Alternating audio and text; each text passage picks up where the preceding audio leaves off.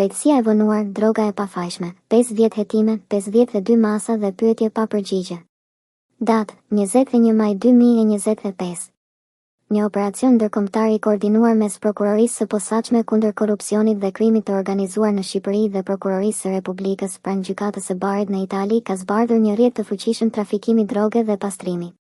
Parash që vepronte midis dy vendeve, si dhe në tregje të tjera europiane dhe ndërkombëtare. Në këtë aksion janë marrë 52 masa sigurimi, janë sekuestruar pasuri me vlerë miliona euro dhe janë proceduar 52 persona, por ky hetim ka zgjatur më shumë se 5 vite, duke ngritur pyetjen e madhe. Pse vonon drejtësia në luftën kundër krimit të organizuar? Hetimi që zgjati më shumë se 5 vjet. Hetimi u zhvillua gjatë periudhës 2020-2025, duke përfshirë një periudhë jashtëzakonisht të gjatë hetimesh për standardet e krimeve të organizuara. Në këtë periudhë janë dokumentuar plot 40 episode trafikimi droge, që përfshin sasi të mëdha heroin dhe kokain. Një nga rastet më të rëndësishme ishte trafiku i 255 kg droge në Bari përmes korrierëve ndërkombëtar.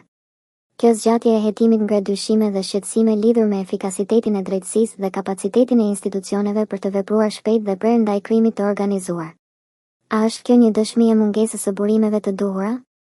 Apo ekzistojnë pengesa ligjore dhe burokratike që frenojnë procesin? A ka ndikime dhe interferenca nga element të përfshirë në strukturat shtetërore? Numri i lartë i masave sigurimi, por vonesa shqetësuese.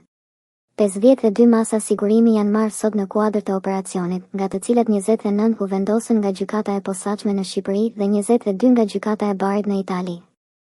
Ndërsa një urdhër ndalimi është lëshuar nga prokuroria e posaçme në Shqipëri. Personat e proceduar janë 40 shqiptar dhe 12 italian, pjesë e 3 grupeve kriminale. Megjithatë, gjatë viteve të hetimit nuk është raportuar për veprime të mëdha ndaj këtyre grupeve. Kjo ka lejuar funksionimin e vazhdueshëm të rrjeteve kriminale për një kohë të gjatë. Pse nuk u ndërmorën masa më të shpejta kundër këtyre grupeve? A ka pasur influencë politike apo korruptive që ka penguar operacionet?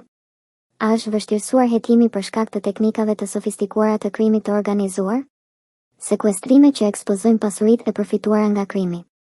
Në Shqipëri janë sekuestruar 2 kompani ndërtimi, 4 shoqëri tregtare, një agjenci pasurish të paluajtshme, një televizion kablor, automjete luksoze dhe paratash, ndërsa në Itali janë bllokuar 9 apartamente, 4 kompani, 7 llogari bankare dhe 3 automjete luksoze. Më parë janë sekuestruar 3 milion euro cash.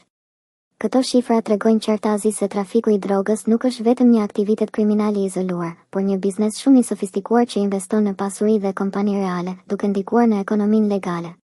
Kjo ka bërë që hetimi të jetë shumë i komplikuar dhe i zgjatur. Si ka mundësi që këto pasuri të jenë ndërtuar dhe përfituar gjatë viteve pa u vënë në shënjestër? A kanë pasur këto kompani mbështetje nga zyrtar apo politika për të vepruar lirshëm? Apo hetohet edhe ndikimi i tyre në ekonominë dhe politikën lokale? Metodat e sofistikuara kriminale dhe roli i bashkëpunëtorëve. Hetimet u bën me anë të përgjimeve telefonike dhe ambientale, regjistrimeve video, vëzhgimeve dhe analizave të komunikimeve të koduara në platformën Skyets. Po ashtu, 3 dëshmi nga bashkëpunëtorë të drejtësisë ishin kyçe. Megjithatë, edhe këto metoda të avancuara nuk kanë arritur të shkurtojnë në mënyrë domethënëse kohën e hetimit. A tregojnë këto vonesa një sistem të ngarkuar apo mungesë bashkëpunimi brenda organeve hetimore?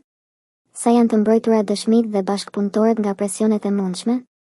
A duhet përmirësuar bashkëpunimi ndërkombëtar për të përshpejtuar procesin? Pse vonon drejtësia? Drejtësia në Shqipëri dhe pjesërisht në Itali është shpesh kritikuar për vonesat në trajtimin e çështjeve të krimit të organizuar. Këtu lind pyetja e madhe. A janë këto vonesa një pasojë e mungesës së reformave të thella në sistemin e drejtësisë? A ka mungesë kapaciteti njerëzor, teknik dhe financiar që të përballojë hetime të tilla të mëdha dhe komplekse?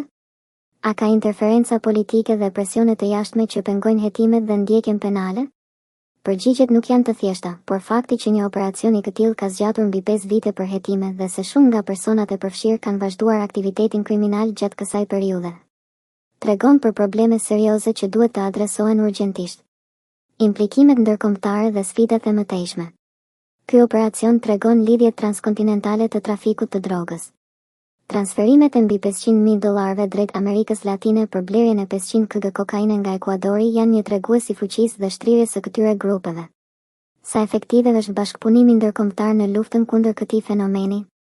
A duhet të ketë më shumë përfshirje të agjencive ndërkombëtare të drejtësisë dhe sigurisë për të goditur burimet e krimit?